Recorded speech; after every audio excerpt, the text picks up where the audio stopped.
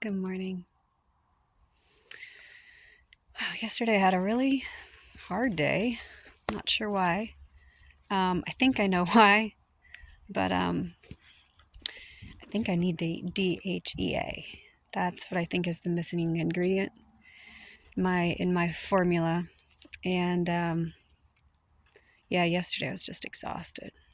I know that there's this whole process of like starting to ascend, and your body is adjusting to higher vibrations and converting DNA, all this stuff from your, more dense state to your lighter crystalline form.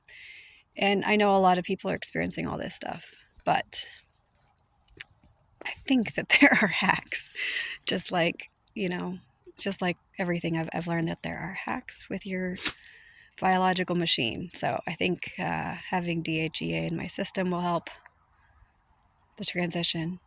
But anyway, just been thinking about all these prophecies that are coming through, a lot of people having visions and of the tribulation. And what I'm not sure of is, and I this is my weakness, is I always am thinking too far ahead. But recognizing that there is a uncertainty there and just letting it go is, I think, healthy.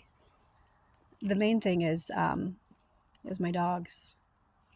Right now they're fine because I've got a good source of free meat for them. That is a blessing, all they can eat.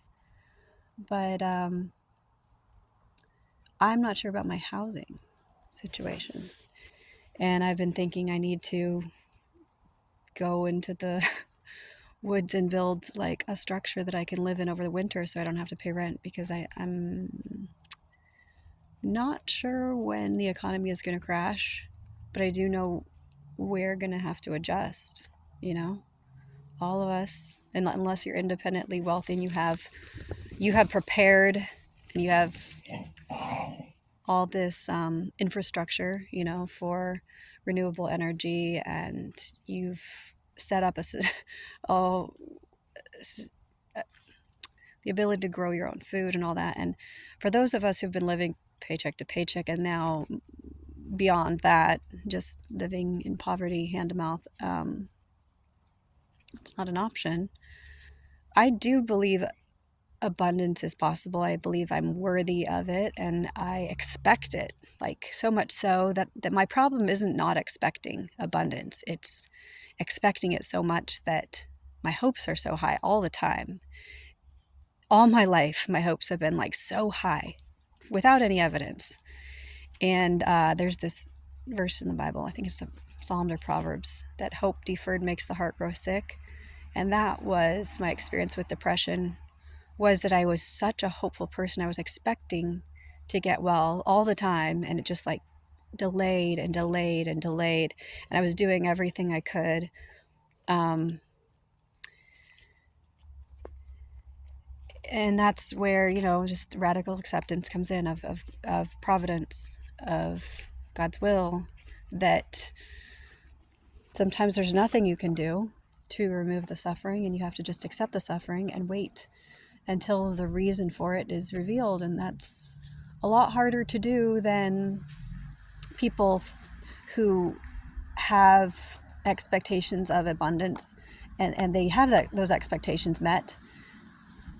That's a charmed life. That's great for them. And there's many people who have that kind of experience. Many people, and they try to teach their success, not realizing that they didn't accomplish it. And that's the sad reality, is that they don't recognize the providence, the fate, the determinism that is built into this reality. Instead, they think that they are the master of their destiny, and that they are the creator and they are the God. And it is true that is our purpose, to get to the place where our characters and our bodies are aligned with God's will, and He can grant us creative potential. That is our destiny, every single one of us. But for some people, that happens skipping steps, and they actually will have to go learn those steps later on. We are advanced beyond them because we're learning some disciplines that they haven't learned. We're going to be stronger morally and spiritually, having overcome these obstacles and strengthened our will. So it's one thing if you can, use your muscles to lift something, and have determination and like focus and like, okay, great, you lifted that. But how about someone who is paralyzed and their muscles completely atrophied, and they just sit there trying and trying and trying and trying every single day, strengthening that muscle with no evidence that anything is happening for years and years. It's great if you could do that for weeks and you can see results, but can you do it for years with no evidence of results? That's what I need to teach people, is the kind of willpower, the kind of mental strength, tenacity, grit, that you don't lose faith no matter what. You just keep believing that your destiny is going to be positive. And I mean transcending life. Like, I did believe that things could get so bad that I would be forced to kill myself, because that has happened to other people. That it was just like, think about being tortured. If you have never been tortured, you can't judge someone when they decide to call it quits and they give in to the pressure and say, okay, I'll do whatever you want. No one can judge a person's willpower. And when they break, you don't know when you would break. I thought I would break. I really did, when I got to the point where I did. But I didn't. I didn't know I was stronger. I didn't know that all that determination had grown a really strong muscle, a will to live. Hey, guys, be gentle. There you go. And now I know that I can handle anything. So that's a superpower, and I'm thankful for it. But it does, when you're responsible for 10 dogs and you're not sure if you can keep a roof over your own head, something would be wrong with me if I wasn't thinking about this, If the economy crashes, is God going to provide the chosen unlimited resources to be able to do what they need to do? I believe in this mission.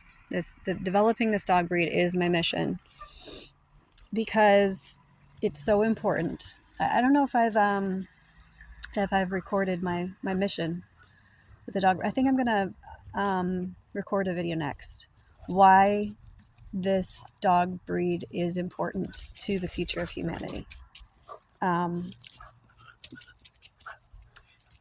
Why the study of animal consciousness is going to help us understand the evolution of human consciousness, and the research potential and value, scientific value of it. Yes? I gotta go.